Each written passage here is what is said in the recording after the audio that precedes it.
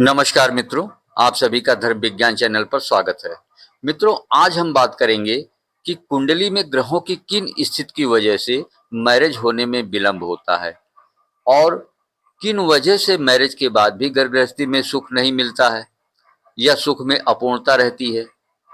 यह वीडियो देखने के बाद में आप किसी भी की कुंडली देखकर यह पता आसानी से लगा सकते हैं कि मैरिज होने में देर क्यों हो रही है और कितनी देर हो सकती है।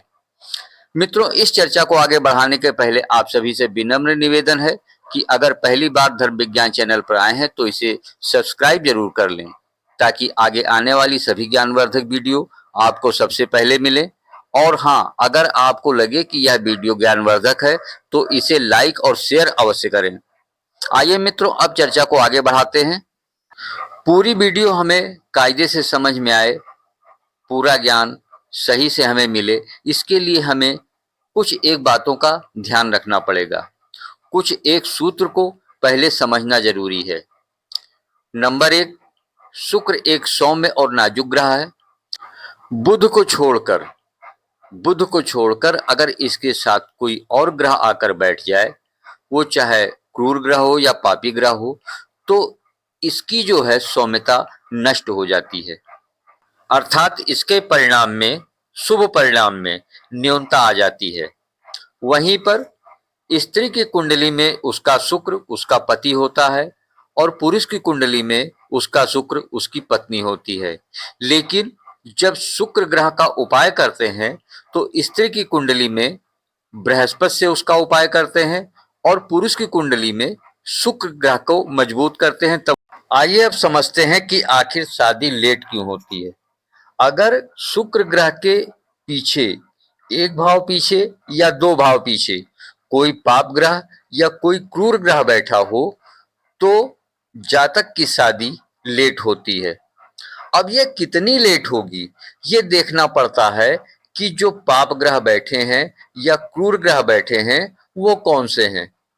अगर पीछे जो ग्रह बैठे हैं, एक या दो घर पीछे, अगर मंगल बैठा है तो मैरिज 28 वर्ष तक लेट होती है, यानी जीवन के 28वें वर्ष तक मंगल शादी में रुकावट डालता है। इस बीच में हो सकता है कई शादियां लगें और टूट जाएं, कई रिश्ते आवें और वापस चले जाएं, ये हो सकता है। लेकिन 28वें वर्ष तक मंगल शादी में रुकावट डालता ही डालता है।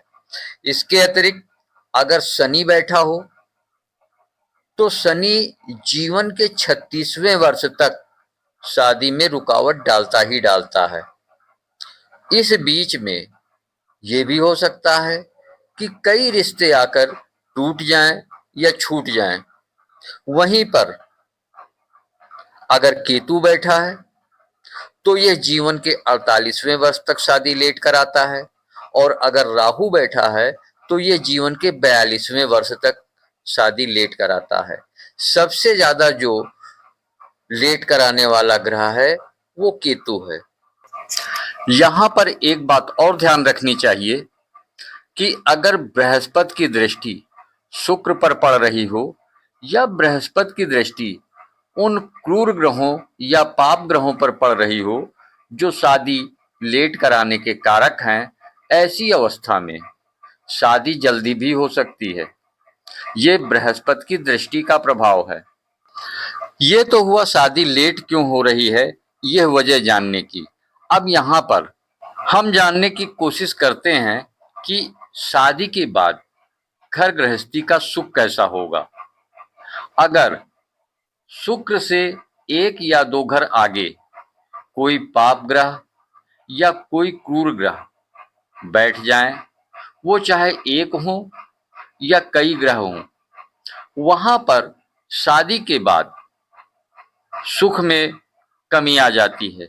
अब कौन सा ग्रह बैठा है, यह इससे पता करते हैं कि अगर शुक्र से एक या दो घर आगे मंगल बैठा हुआ है तो घर गृहस्थी में पति पत्नी के बीच में लड़ाई झगड़ा ये ज्यादा होता है। हर समय कलह क्लेश बना रहता है। वहीं पर अगर सूर्य एक दो घर आगे बैठा हुआ है शुक्र से, तो दोनों पति पत्नी में ईगोइस्टिक का मामला ज्यादा होता है, एक पूरब एक पश्चिम। लेकिन अगर यहाँ पर शुक्र जिस भाव में बैठा है उससे एक दो भाव घर आगे अगर राहु बैठ जाए तो ये स्थिति ज्यादा खराब कर देता है। फिर यहाँ पर थर्ड पार्टी का इन्वॉल्वमेंट हो जाता है और थर्ड पार्टी की वजह से मनुष्य की घर गृहस्थी पूरी तरीके से चौपट हो जाती है और कभी कभी तो तलाक की नौबत भी आ जाती है। इन परिस्थितियों में शुक्र का और पाप ग्रहों का इनका उचित उपाय करना अति आवश्यक हो जाता है। अब जानते हैं कि अगर शुक्र के साथ कोई ग्रह बैठ जाए तो उसका क्या परिणाम होता है। शुक्र के साथ अगर कोई ग्रह बैठ जाए जैसे मंगल, राहु, सूर्य, शनि, तो इनका परिणाम शुभ नहीं माना जाता है। केवल एक ग्रह बुध है जो अगर शुक्र के साथ बैठ जाए तो अति उत्तम माना जाता है। शास्त्रों में इसे लक्ष्मी नारायण योग कहा गया है। लेकिन अगर शुक्र और बुध के साथ में कोई पाप ग्रह जैसे मंगल, शनि, केतु, राहु कोई बैठ जाए तो यहाँ पर फिर चारित्रिक पतन भी जातक का साथ में होता है।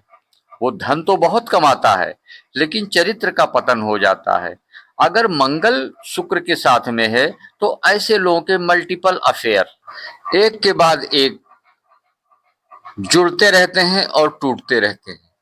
हाँ, यहाँ पर एक समस्या और आ जाती है कि जातक कभी कभी ऐसे रोगों के चपेट में आ जाता है जिनका मेडिकल में कोई इलाज नहीं है।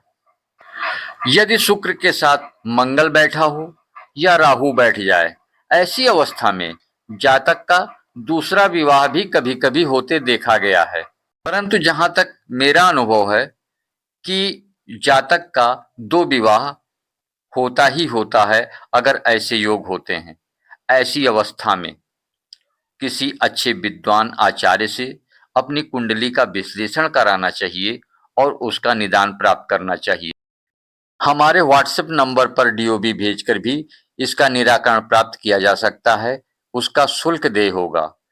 कृपया कॉल ना करें, कॉल अटेंड नहीं होगी। मित्रों, आज की चर्चा यहीं समाप्त हुई। मिलते हैं फिर अगले ज्ञानवर्धक वीडियो में। तब तक के लिए नमस्कार।